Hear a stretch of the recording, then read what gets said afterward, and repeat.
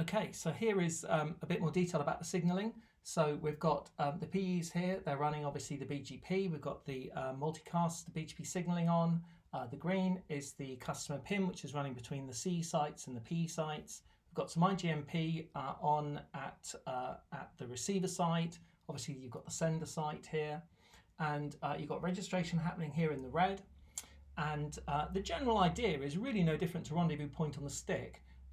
The receiver is connected to the source via the rendezvous point. So effectively the CE3 is going to be forwarding the requests up to the rendezvous point.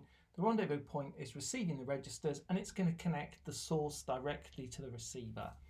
Okay, a couple of notes here. Firstly, everything is now CG and CS. It means customer. So it does look a little bit different, but that's how that's notated. So there's really very little difference in the PIM here from your standard PIM.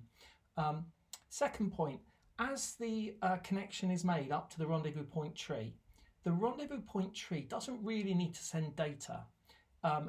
In traditional PIM, it's the data from the rendezvous point tree that causes the RPT-SPT cutover, but not in next generation MVPN.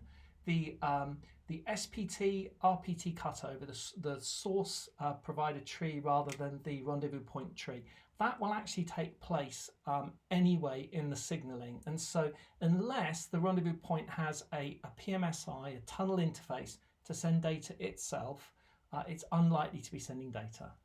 Okay, so let's go through step by step and let's see what's going on. So let's begin.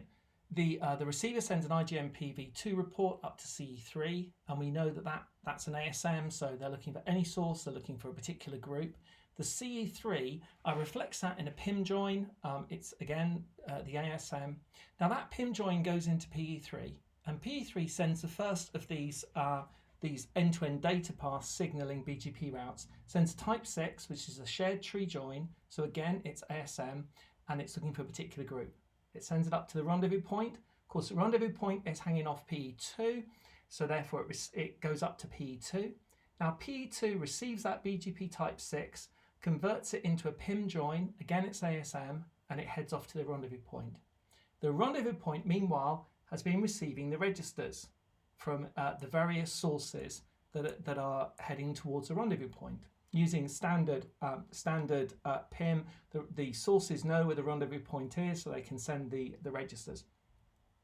The rendezvous point turns the PIM around.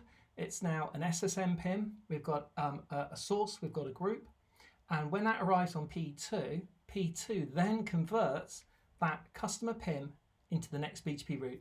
Now this is a type 7 route, and this type 7 route is a source group route. So it's the first of the type 7s. This is going to be using that RT import that we talked about before, because now we have a source, and the BGP here is going to be aiming for that particular source so that it gets the right upstream path. So that type 7 goes across to PE1. Now PE1 has the tunnel configured, the PMSI. It knows it has a PMSI. It's connected to the source. It's being configured. It sees the type 7 come in. It reflects the type 7 in a PIM join to the source router connected to the source. And again, that's going to be a source group PIM join. Then at the same time, the PE1 knows that it's got this PMSI. So what it does is it sends out a type 5.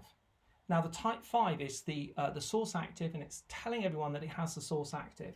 When that type 5 gets to PE2, PE2 knows that that type 5 has gone everywhere, and it knows that the conversion from the rendezvous point tree to the source tree is already underway, and it withdraws its type 7 route. The type 5 meanwhile comes down to PE3, and on arrival at PE3, the router here is also going to send a type 7 up to PE1 because it now has the source, it has the group. Now it's quite possible that two type 7s may arrive at PE1 depending on the timing, and at this point PE1 can connect the source to the destination.